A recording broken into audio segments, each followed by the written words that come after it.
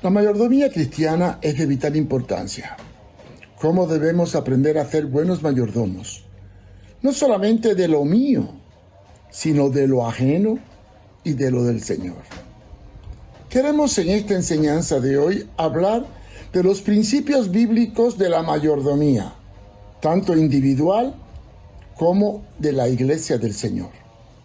Así que ponga mucha atención. Yo sé que es un tema que no nos gusta mucho porque tristemente nos hemos convertido por fuera, pero el bolsillo y el corazón muchas veces no se ha convertido.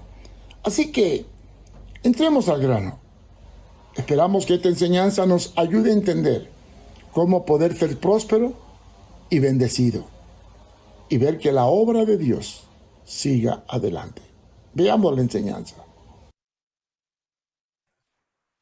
3 requisitos para ser un buen mayordomo de Dios. Este es el tema que tenemos para hoy. Queremos que ponga mucha atención a esta enseñanza que vamos a dar. El principio para ser un buen mayordomo. Vamos a definir primero qué significa el término mayordomo. Se denomina mayordomo al empleado principal o encargado de administrar una empresa, una hacienda o un negocio, o también tiene a su cargo el gobierno económico de su casa o hacienda o iglesia. Su equivalente femenino es el ama de llave. Se afirma que un mayordomo es fiel cuando reconoce que Dios es el dueño de todo. Alguien que maneja fielmente los recursos de acuerdo a los principios bíblicos. El que intencionalmente multiplica recursos y los usa de forma adecuada para la gloria de Dios. ¿Qué enseñó Jesús al respecto? Él expone en una parábola lo que un buen administrador debe de hacer para emprender cualquier trabajo, labor o empresa. En Lucas 14, 28, 30 nos habla de el hombre que, ¿quién de vosotros queriendo edificar una torre no se sienta primero y calcula los gastos a ver si tiene lo que necesita para acabarla? Este es el principio de planificar nuestros recursos de acuerdo a nuestras posibilidades. Es vivir coherente de acuerdo a la realidad que tenemos para no caer en deuda o descrédito. Lucas 14 del 29 al 30 nos enseña que no sea que después que haya puesto los cimientos, se empezó a hacer un trabajo, no pueda acabarlo. Y todos los vean, comiencen a burlarse de él diciendo, este hombre comenzó a edificar y no pudo acabar. El que no sabe planificar termina cayendo en ridículo, frustración y ansiedad. No hay nada más que nos pueda quitar la paz en nuestro interior que la preocupación por las deudas o por algún proyecto que dejamos inconcluso por no saber calcular o planificar bien.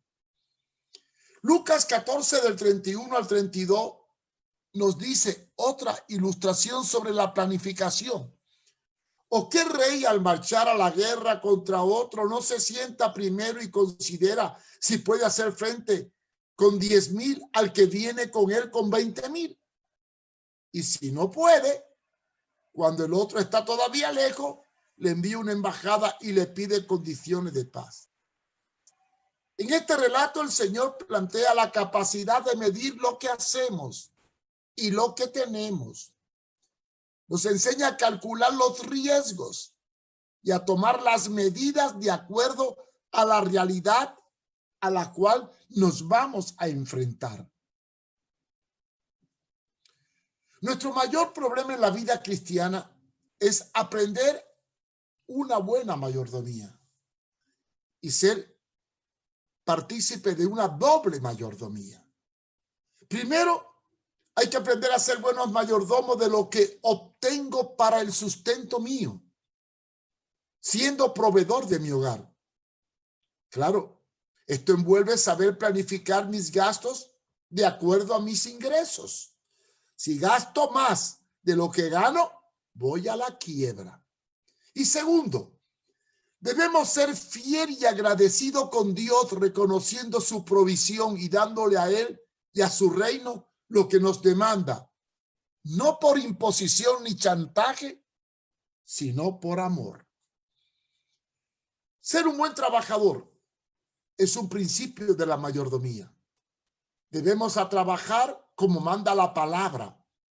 Segunda de Tesalonicenses 3:12 dice, a los tales mandamos y exhortamos por nuestro Señor Jesucristo, que trabajando sosegadamente comamos su propio pan.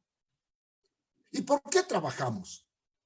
No es por maldición, como creen algunos, sino como un deber, como parte del juicio por el pecado. Debemos ser fieles en lo que hacemos, no sirviendo al ojo, y aprender de la hormiga. El éxito no llega por suerte. El éxito es el producto del sacrificio y el esfuerzo de días, meses y años de trabajo. Ser un buen administrador de lo propio es el primer principio para poder administrar lo ajeno. Cómo vivimos y administramos nuestra economía. El primer principio de la economía familiar es Romanos 13:8. No debáis a nadie nada, sino el amaros unos a otros, porque el que ama al prójimo ha cumplido la ley. Y es que el deber nos quita la paz y produce ansiedad. Segundo principio es no os afanéis. No os afanéis, pues diciendo qué comeremos o qué beberemos o qué vestiremos. Vivir tranquilamente, sosegadamente, confiadamente. Después seguimos con el siguiente principio. Trabajar sosegadamente. O sea, evitar caer en la ambición y en el consumismo. Debemos aprender a controlar nuestras finanzas y no endeudarnos.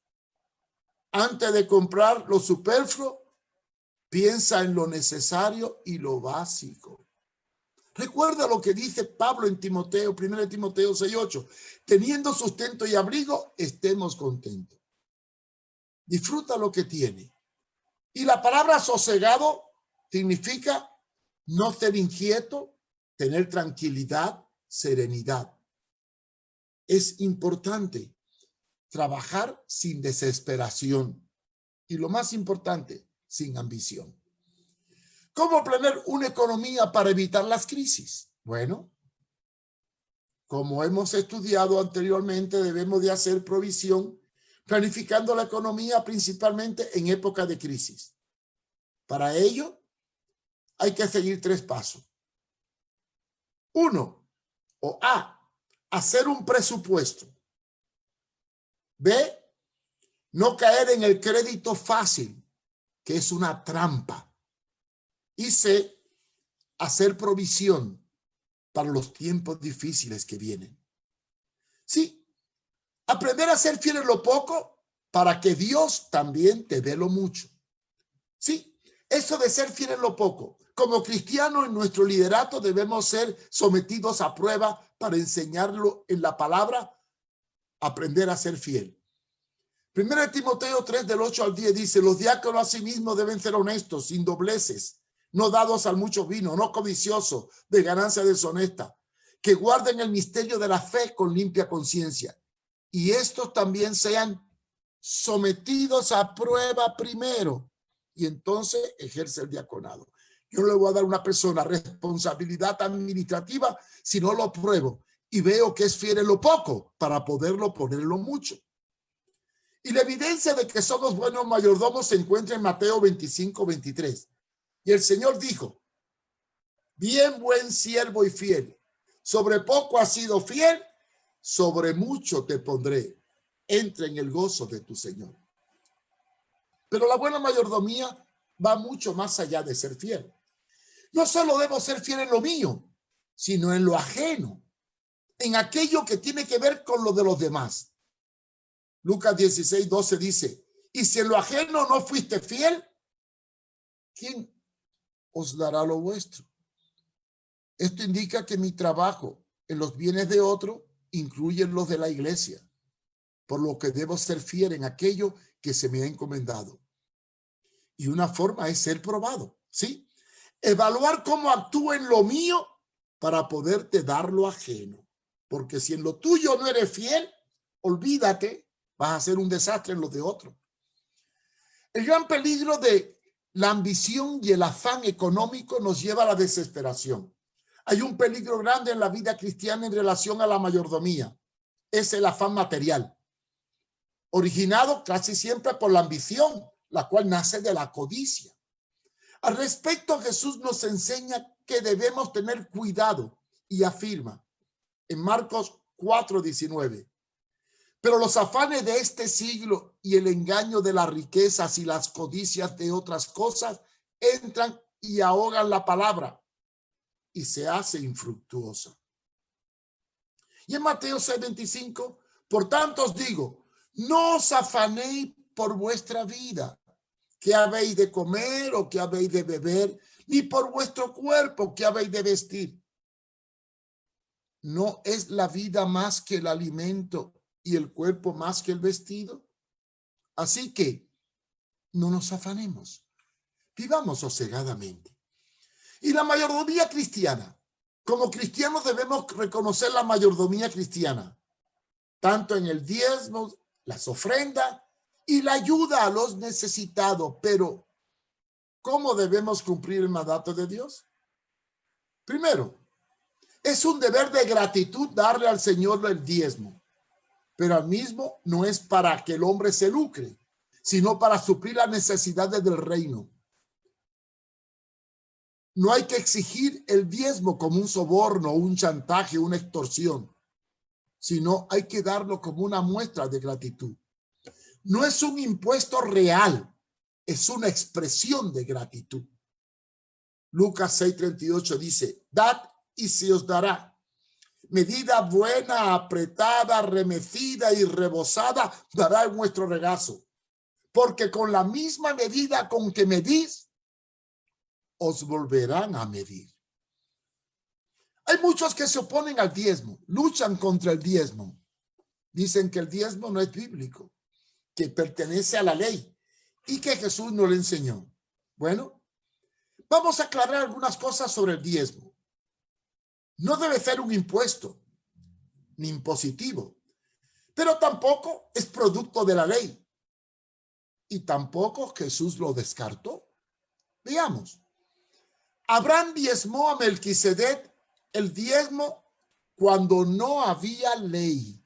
Génesis 14:20. Y bendito sea el Dios de Altísimo que entregó tus enemigos en tus manos. Y le dio a Abraham el diezmo de todo. ¿Y qué ley había? Ninguna. De igual forma, Jacob diezmó como principio y no había ley.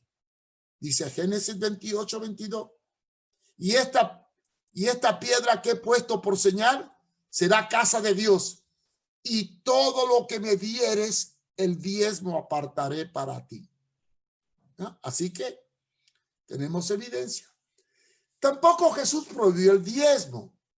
Noten que colocó la justicia sobre el diezmo, pero afirma que hay que ser justo sin dejar de diezmar o hacer lo otro. Dice Jesús en Lucas 11:42. Ay de vosotros, fariseos, que diezmáis la menta, el eneldo, la ruda y el comino, y pasáis por alto la justicia y el amor de Dios. Esto os era necesario hacer sin dejar aquello. Noten que expone el abuso que hacían los fariseos cuando iban a las casas de las viudas a sacarle el diezmo de las especies, olvidando otras cosas.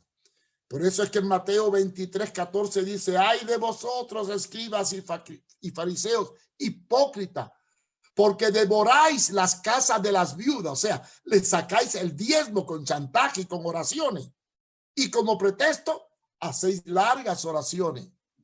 Por esto recibiréis mayor condenación. En otras palabras, Jesús condenaba la hipocresía y la explotación del diezmo como condición. para justificar la piedad, cosa que ocurre hoy mucho en la iglesia. Ahora, la iglesia primitiva no dio el diezmo, es cierto, ¿sí? ¿Y cómo iba a dar el diezmo, que es el 10%, cuando al convertirse lo daban todo? Hechos capítulo 2, versículo 44-45 dice, y todos los que habían creído estaban juntos y tenían en común todas las cosas, y vendían sus propiedades y sus bienes, y lo repartía todo según la necesidad de cada uno. O sea, que el diezmo no era para los apóstoles o pastores, era para la obra. ¿Y cómo se usaba esos bienes? Esos bienes para remediar las necesidades de la comunidad. Noten que el texto dice que no había ningún necesitado, porque era el principio de igualdad dentro de la comunidad. Los diezmos en el Antiguo Testamento. Vamos a verlo. El diezmo era la manera de sustentar a una tribu, la tribu de Leví, que no podía poseer tierra ni bienes. No tenía herencia, solamente vivían del 10% de lo que producían los cultivos y el ganado de todas las demás tribus de Israel. Es decir, sus ganancias eran para el sustento, el 10% era para el sustento, porque ellos no podían poseer bienes, sino que se dedicaban a administrar el tabernáculo y también a cuidar la salud del pueblo. Sin embargo, una vez que la tribu de Leví satisfacía sus necesidades, el sobrante lo usaba para ayudar a los necesitados del pueblo. Note, Deuteronomio 26:12.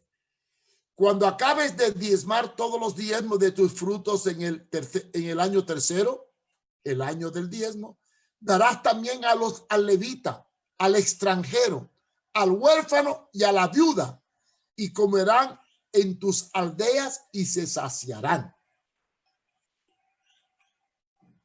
¿Cómo administrar los bienes del reino? Tanto en lo personal como en lo congregacional, se debe administrar los bienes de acuerdo a los principios bíblicos. Lo importante es suplir la necesidad básica, sustento y abrigo, y después ayudar a los necesitados. Hechos 20:35.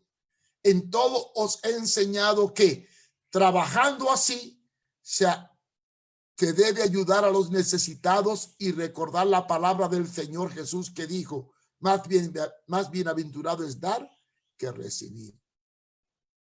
Hermanos, el diezmo no es para lucrarnos. Las ofrendas no es para manipularla como yo quiero. Es para compartir y vivir. Seamos íntegros en la mayordomía.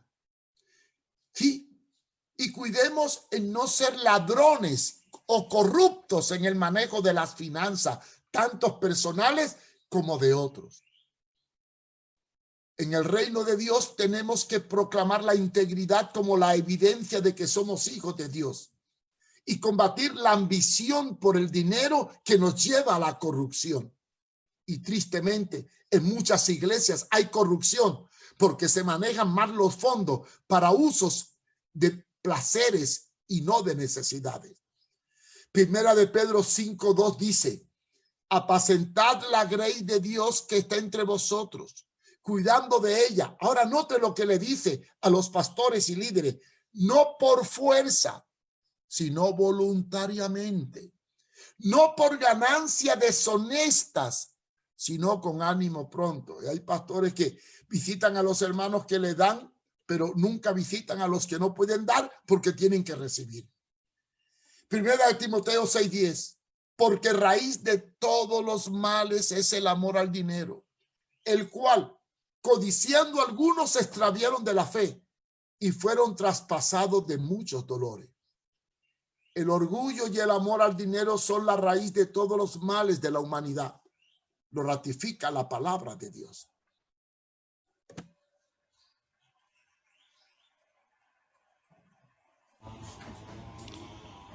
Ya hemos visto los 3 requisitos de la mayordomía cristiana. Ahora nos toca ponerlo por obra. Espero que nos esforcemos en estos tiempos de crisis, de que seamos prudentes, sabios tanto en el manejo de nuestros fondos como de la Iglesia del Señor,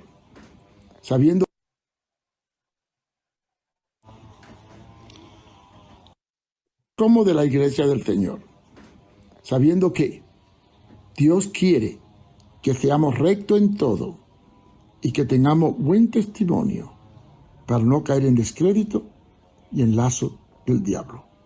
Gracias por haberme acompañado y Dios te bendiga. Espero que esta enseñanza sea de edificación, la comparta con otro.